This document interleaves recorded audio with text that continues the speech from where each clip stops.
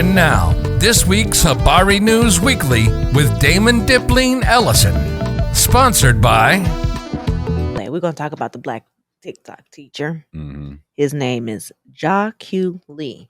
That's what he goes by on TikTok. Okay. And this week, I saw the live footage. Mm-hmm. I saw it when he was airing live. Yeah. And he was basically saying, the students have been taking their standardized tests for the end of the year because, it is that time and it is the end of the year. That's what all schools are mostly doing. Right. And he said, I feel like it's the last 10 minutes of class. Everybody's done with their tests and everybody's done with their work for the day. I'm not going to, start a new lesson plan or anything like that. So I'm just going to give the kids their free time. They can do what they want to. It's their downtime. They can be on their phones, whatever. Right. Mm-hmm. And at the beginning of the day, he knew that he needed to have his hair taken down so that way he could go to his hair braiding appointment after school. Yeah. And he made it well aware that, he had asked the students at the beginning of the school day and gotten permission from their teachers to have the students come back to his class at the end of the day, the last 10 minutes of the day, to come do his hair. People in the comment section were outraged. Yeah. Some are saying it's appropriate. Some are saying they disapprove and it's not appropriate. Mm-hmm. So I just want to know, where do you stand and how would you feel if a black male teacher asked our daughter to, hey, can you come help me take my hair down so I can go to my appointment?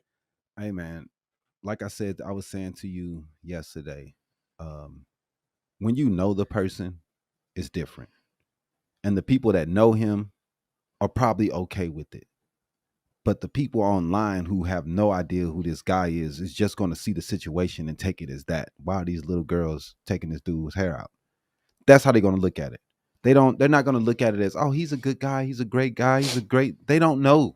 They don't know you from Adam and Eve, what they would say.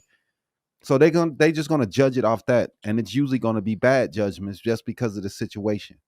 Now, if I knew the guy and I knew he was a good guy, it would be different. Just like I said, when we was little, somebody come around, oh, that's my play cousin. They be playing in his hair, braiding his hair up. Right. That's, it was cool. And but to me, at the same time, I wouldn't want my daughter playing in this grown man hair. This guy, he's been the most supportive teacher that I've ever seen, right?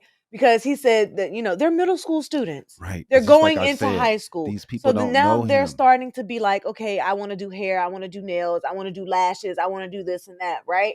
So sometimes he's gotten permission from the students' parents and he's gone live with the students painting his nails. Right. And he got permission from the parents. Yeah, one thing I did hear that he got permission from these parents. But the parents know this dude and they know his intentions are good. Teacher conferences, all right. But we don't, people online don't know him.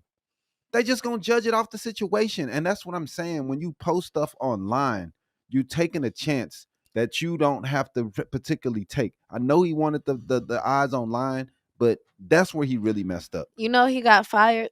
Right, but that's why he got fired because it was the people. I think it was all about the exposure and everything that was online. And I'm sure how people on the internet get when they get real furious. They probably was calling up the school, emailing the school, like, if y'all don't fire this man, because obviously and the it was parents mostly parents and people who don't attend the school. Don't even know, probably not even in the same state as that man.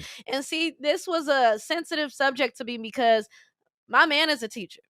A 7th grade teacher at that. And he has locks, so granted he ain't gotta have nobody take out his hair, but he, his students love him, like they connect with him, like I love this teacher. This is a good teacher, so I could see in those settings he has that relationship with his students, to where they could be goofy and they could get so when I'm seeing it again, just I don't have any kids also, so that's from but I'm seeing it like, okay, he's just having fun with his students. Right. That's where I see he's supporting his students. He's supporting his students, and his students are supporting him. And also, I know they were supporting him because after he got fired, he went live, with reading letters and emails and everything that the students, the students was teaching, and they felt like, damn, like they just lost we a good feel like, teacher. we lost a good teacher, and it's unfortunate. It's unfortunate as fuck that, you know, the school had to do that, because I'm sure they did it. I'm sure they know they had a good teacher. Right. You know, and I feel like it was all up. Yeah, he was crying. He was for real hurt. Crying. He was for real hurt. He Because lost his job, you know, and he's been doing that for and he a said minute. he didn't have any kids. And how so many, those students were his kids. Like how many cities do we have shortages of teachers? Especially of teachers. black Right. men. It's very rare you get a black period. teacher. That's something like, it's very. I think I've only had one black woman teacher in my, so a black man teacher.